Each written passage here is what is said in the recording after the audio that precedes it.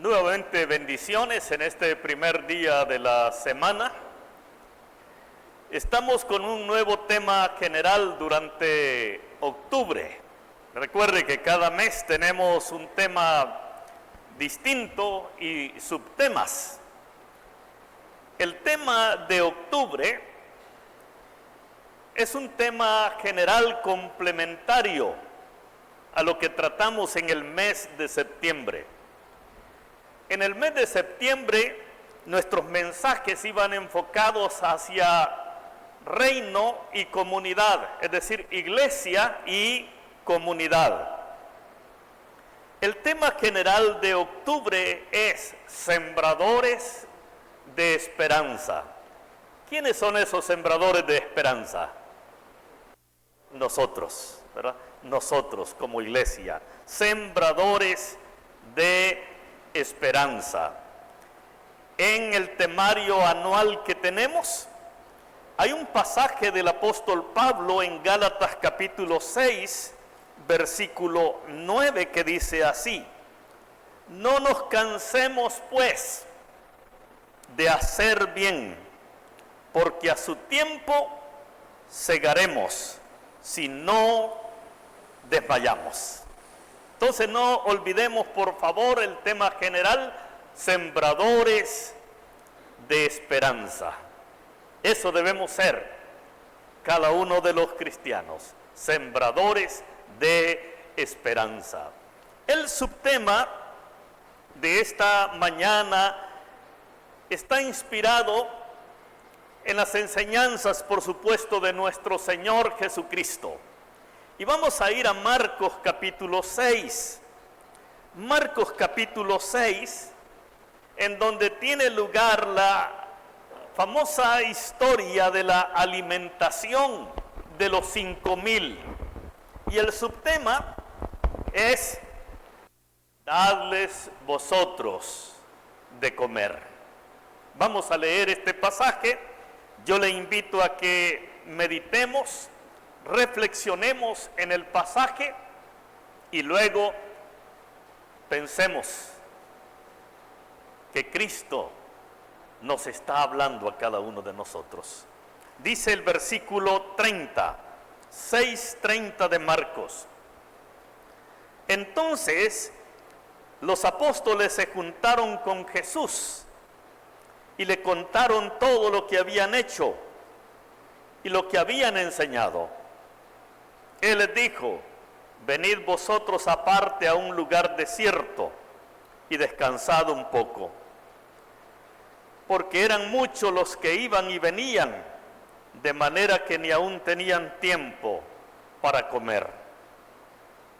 Y se fueron solos en una barca a un lugar desierto.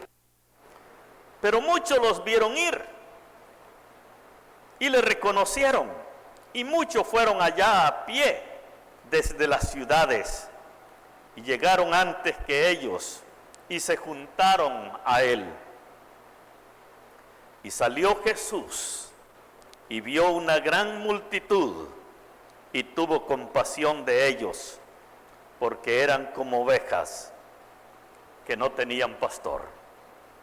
Y comenzó a enseñarles muchas cosas. Cuando ya era muy avanzada la hora, sus discípulos se acercaron a él diciendo: el lugar es desierto y la hora ya muy avanzada. Despídelos para que vayan a los campos y aldeas de alrededor y compren pan, pues no tienen que comer. Respondiendo él les dijo: dadle vosotros de comer. Ellos le dijeron: que vayamos y compremos pan por 200 denarios y les demos de comer.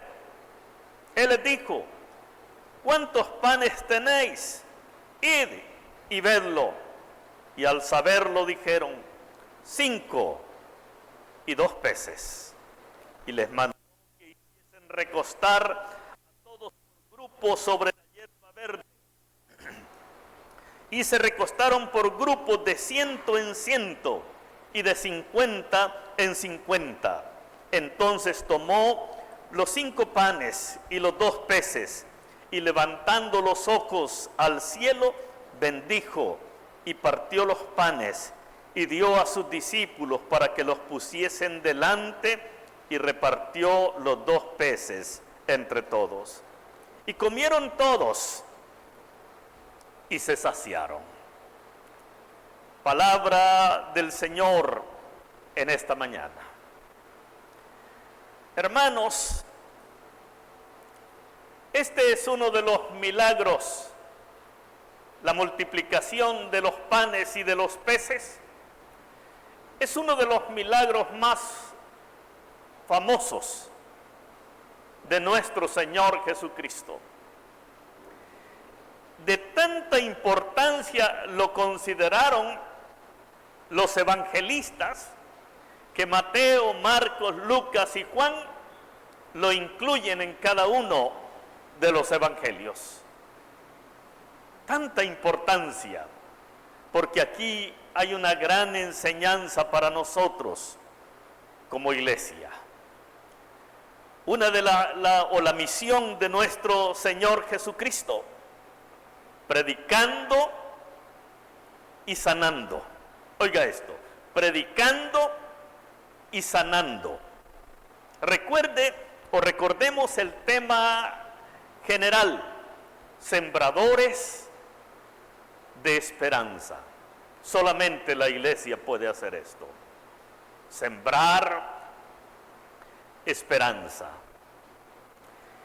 En esta historia acababa de suceder algo terrible en el seno de los discípulos de Jesús.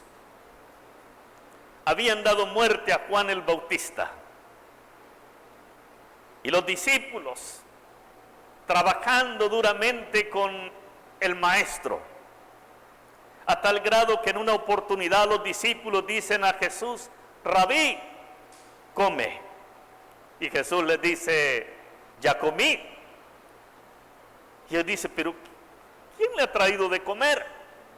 Y el maestro contestó: mi comida es que haga la voluntad de mi Padre que está en los cielos y que acabe su obra. Sin duda estaba hablando de la comida espiritual. Aquí en la historia dice que aquel día había sido tan agitado, y los anteriores, con todo este suceso, que nuestro Señor Jesucristo reconoce la labor de sus discípulos y les dice: vayan a descansar, tomen la barca, merecido descanso.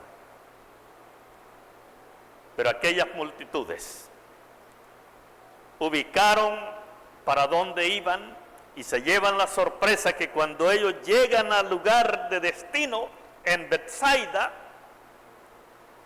multitudes les esperaban.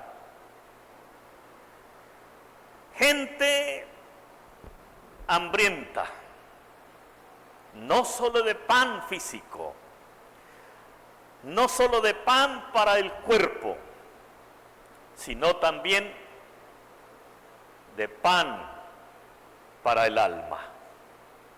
A diferencia de la sociedad de hoy, siguen habiendo necesidades físicas, sigue habiendo hambre en el mundo, sigue habiendo necesidad de pan para los estómagos vacíos. Pero cuesta entender que también sigue habiendo necesidad de pan para saciar el alma. El ser humano no lo quiere reconocer. Pero cuando nos adentramos a la vida, cuando convivimos con la gente, cuando visitamos las comunidades, nos damos cuenta cuánta necesidad del pan para saciar el alma.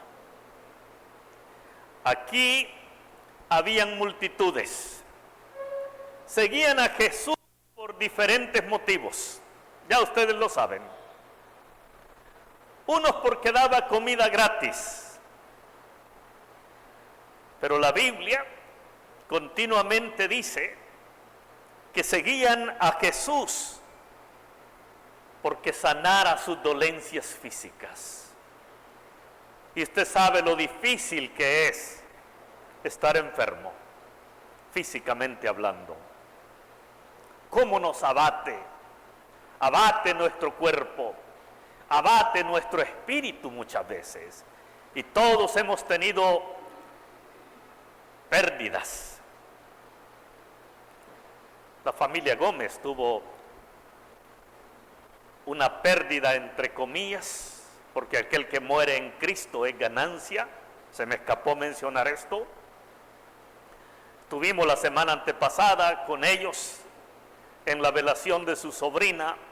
Estoy hablando de nuestra hermana Paula y nuestra hermana Minda, y también su hermana que está aquí. Qué difícil. 18 añitos nada más. Wow. 18 añitos. La familia enterrando a una chica, a una niña de 18 años, pero ya descansa. Ya no hay sufrimiento. Muchas de estas multitudes seguían a Jesús, porque vamos a leer más adelante que Jesús no solamente les decía que los amaba, tocaba sus cuerpos, aliviaba sus dolencias, sanaba de enfermedades. Y nosotros muchas veces decimos, eso fue Jesús. Pero nosotros somos llamados también a tocar cuerpos, a ayudar, a simpatizar. Por eso el tema general, sembradores de esperanza. Hay una pregunta aquí en esta historia que está en los 4 evangelios, como ya dije. ¿Por qué tuvo compasión Jesús de las multitudes? ¿Por qué si habían tenido esos días agitados y él mismo está reconociendo que los discípulos vayan a descansar, pero la gente se adelanta? Y cuando está allá, Jesús no dice, hey, el horario de oficina se acabó, ya estos necesitan descansar. No, él toma la iniciativa. Y dice aquí la Escritura que tan pronto vio aquellas multitudes, tuvo compasión de ellas. Esa es la palabra, compasión de las multitudes. Sintió Jesús en carne propia, por eso había venido a este mundo, a sufrir, a vivir con el ser humano en alegrías y tristezas. Tuvo compasión, dice, de ellos, por el hambre que experimentaban, tanto física como también espiritual. También señala esta Escritura que los vio como ovejas. ¿Cómo? Ovejas sin pastor. Tantas veces hemos dicho acá, si hay un animal que necesita cuidado completo son las ovejas. No se pueden defender. Están a merced del pastor que la guía. La lana, van en los pantanos y ellos por ir comiendo lo verde, se van llenando, el agua va cubriendo su pelaje y pueden ahogarse. Y Jesús mira a aquellas gentes, a aquellas multitudes, y usted se recuerda que eran 5,000 aproximadamente, sin contar hombres y mujeres, que los estudiosos piensan que allí habían 15,000 personas, y los ve Jesús como ovejas sin pastor. Hoy esa figura, esa imagen equivale a ver a multitudes en el mundo en soledad, viviendo solos. ¿Cuánto es la población actual del mundo? 8.2 mil millones de personas.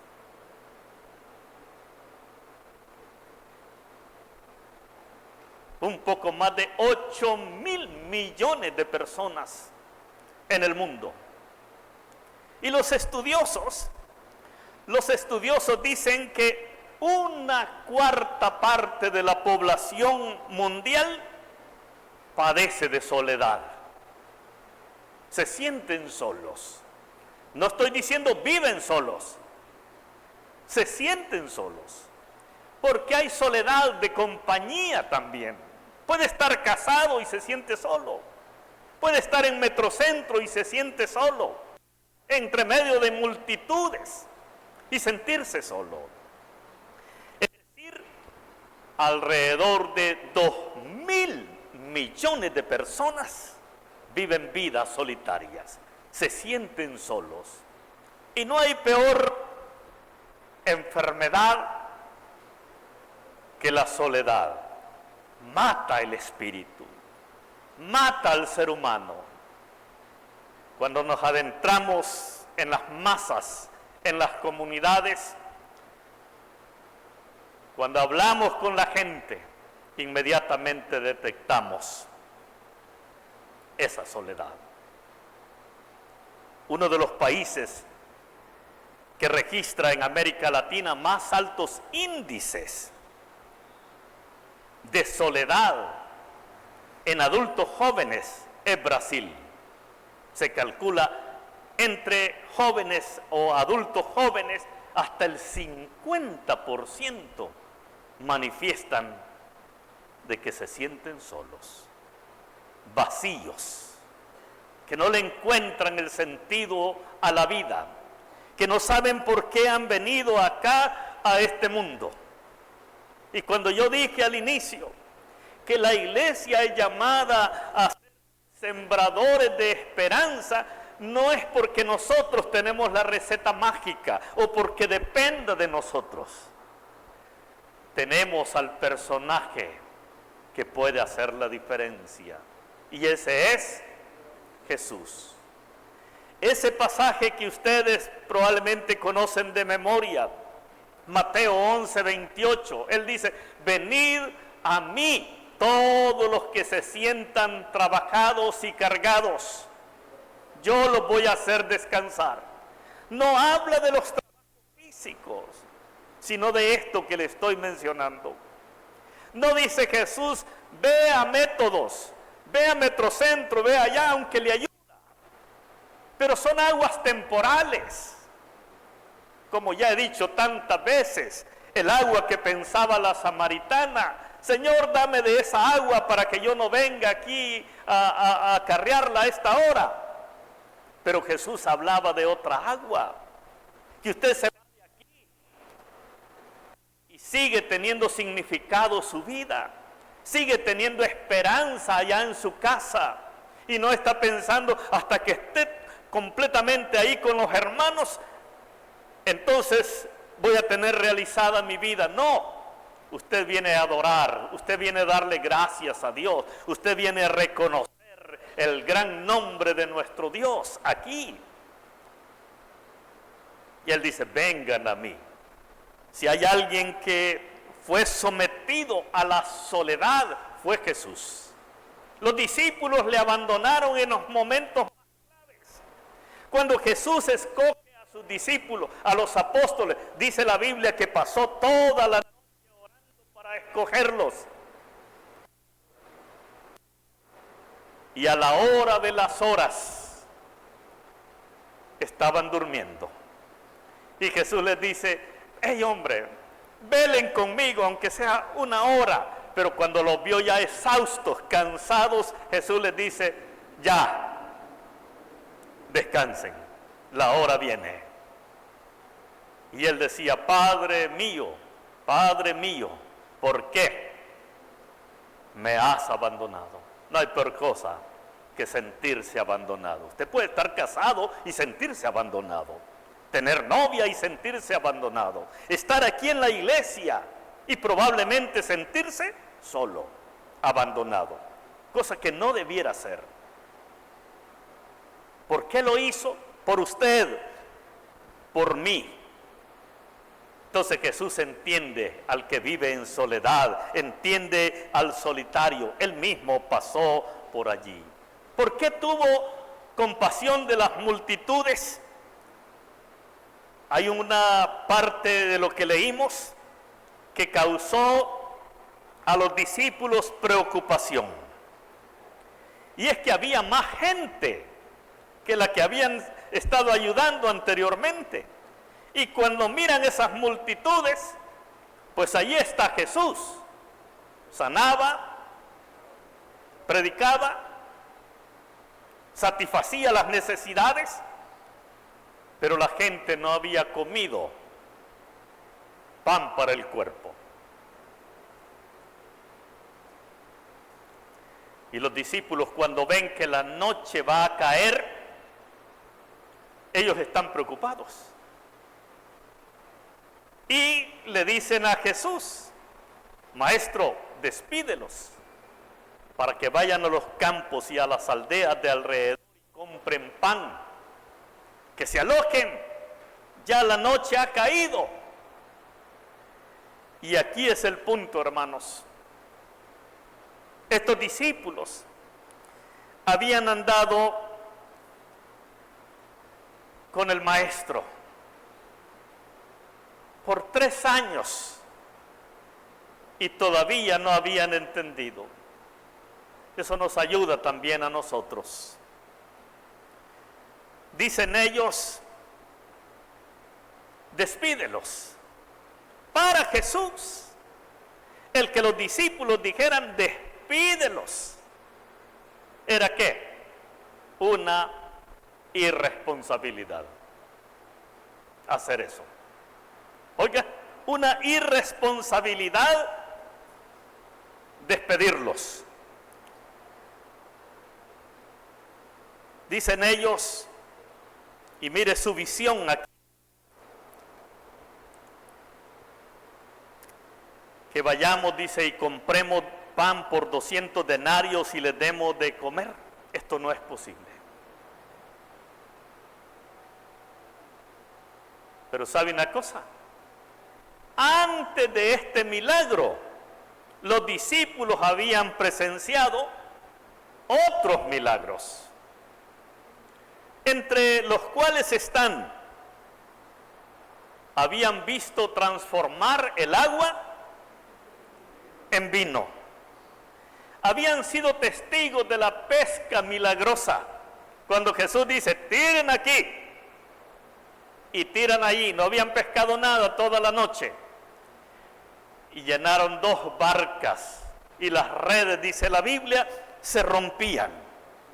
Eso sucedió antes de este milagro. Habían sido testigos de la gran tempestad, que ya trajimos un mensaje acerca de esto. Y Jesús calmó la gran tempestad tan solo hablando. Habían sido testigos de la sanidad de una niña de 12 años, hija de un principal, Jairo, que se mezcla ahí la historia con la mujer con flujo de sangre.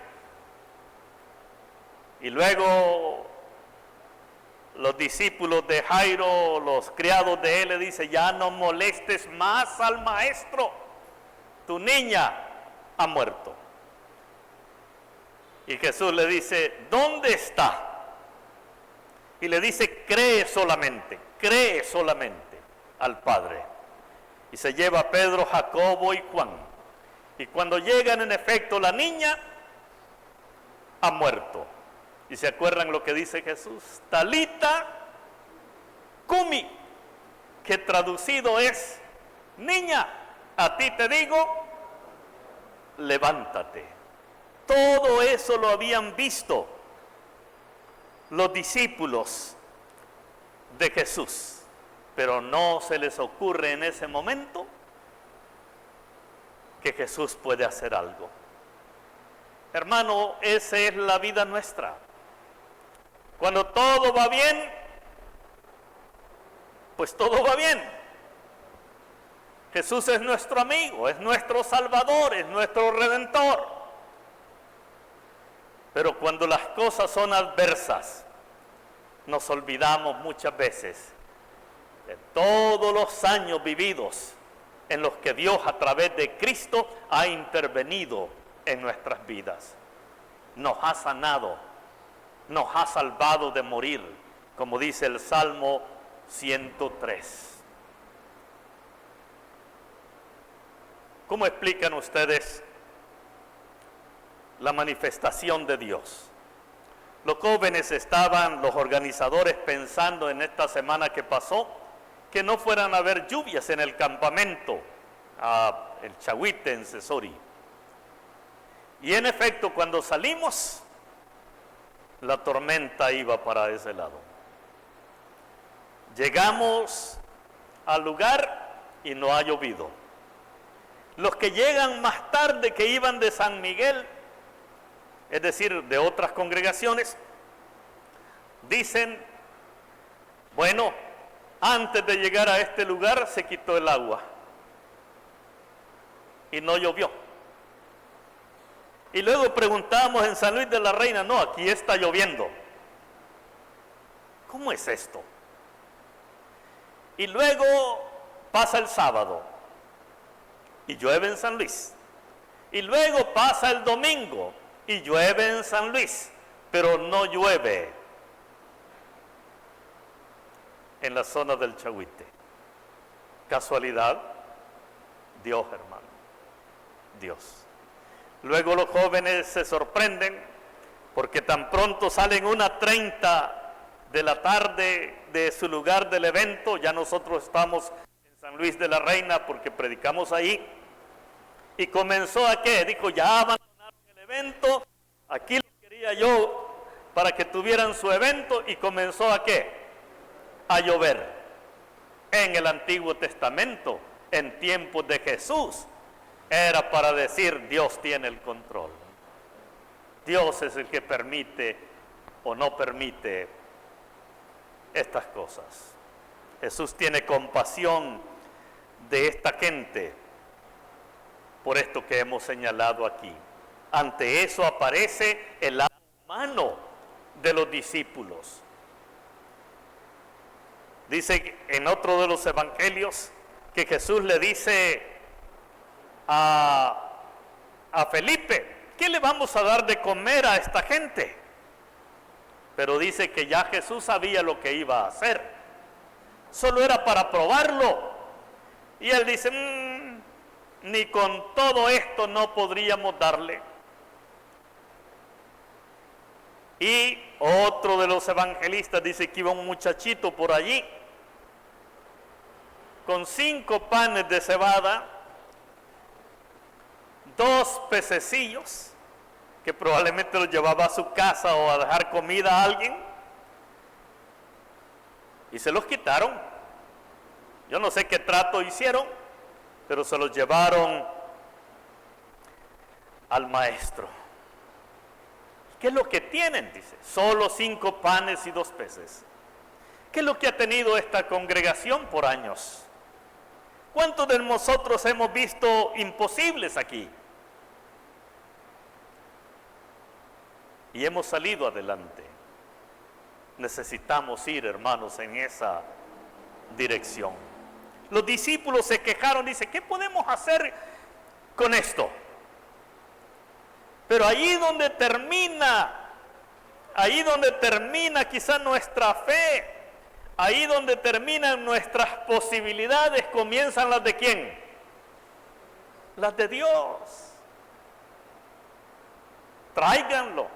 Algo vamos a hacer. Y dice, 5 panes, 2 peces. Así ha sido la historia en la Biblia. Se arma el ejército de Israel porque van a invadir Jericó. Y están bien armados. ¿Y usted sabe cómo derrumbaron aquella torre? ¿Perdón? dando vueltas y vueltas. Los que los miraban están locos, dando vueltas y vueltas, y yo creo que hasta los israelitas dicen, ay, este Dios es bien raro. Sigan dando vueltas, le falta una. Y al dar la vuelta, ¿qué pasó? Los muros cayeron y no utilizaron las armas.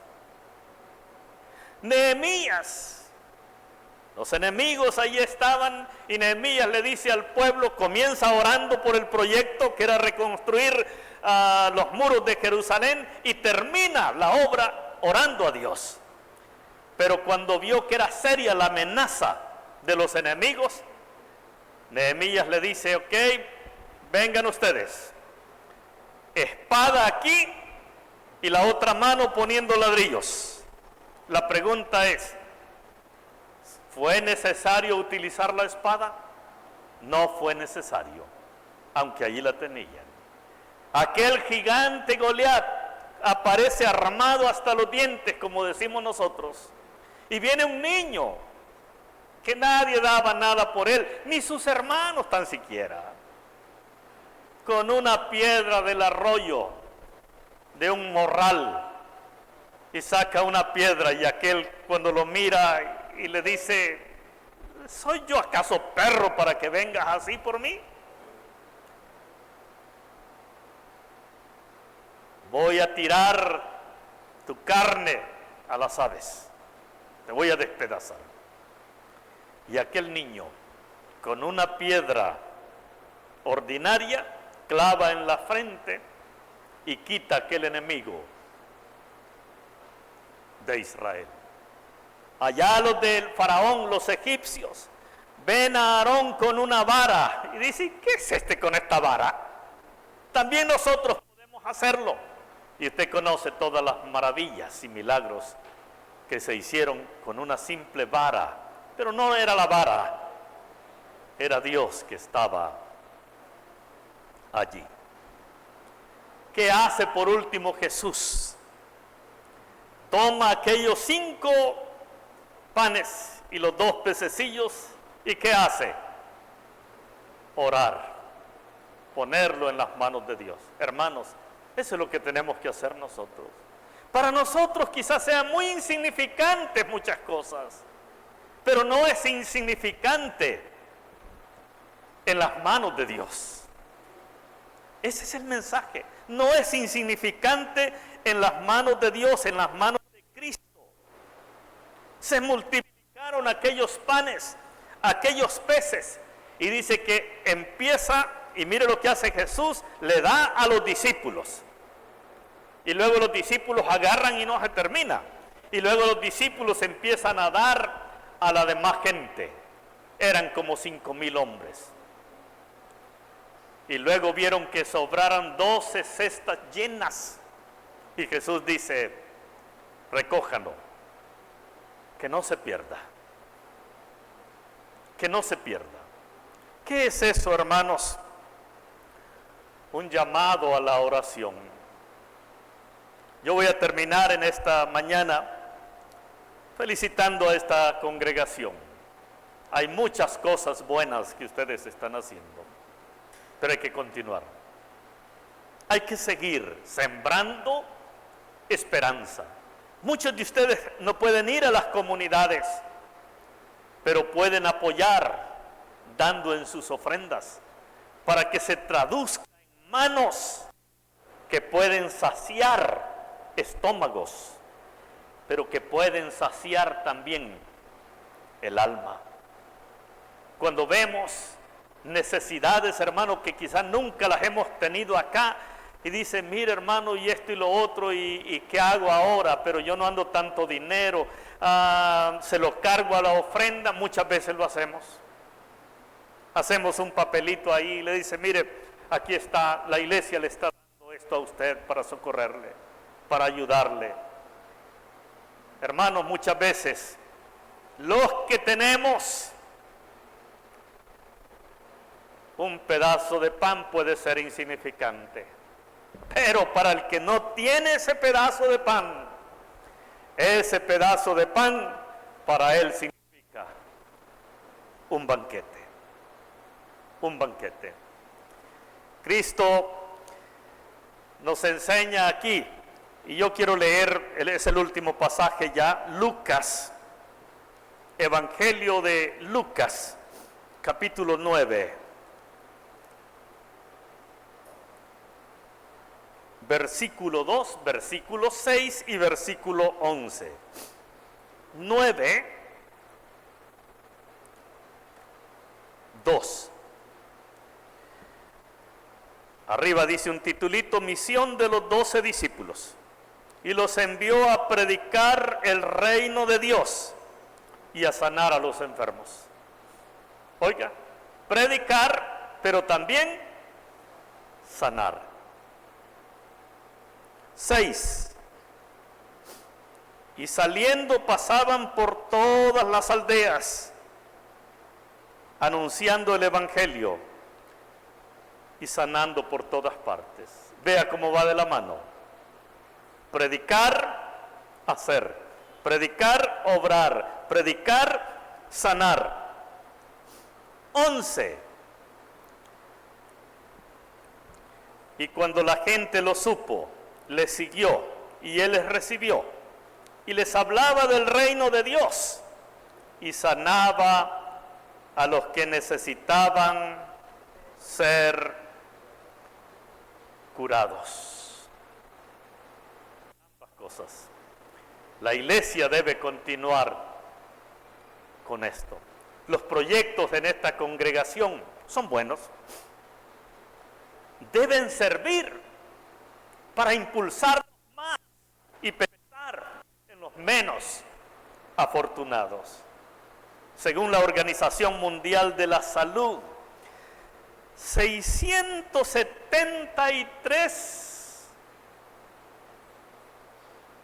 millones de personas en el mundo padecen de hambre, que se les dificulta comer. Oiga, 673 millones, más que la población de los Estados Unidos y de Brasil juntos. Y no tenemos que irnos lejos. Mucha de esa gente también está aquí, en nuestro país. A esas gentes es el mismo llamado de Jesús. Denles ustedes de comer. Eso es la iglesia. Eso es ser sembradores de esperanza. ¿Cómo? Orando, donando, yendo a la misión. Que Dios les bendiga y Dios les guarde en esta mañana.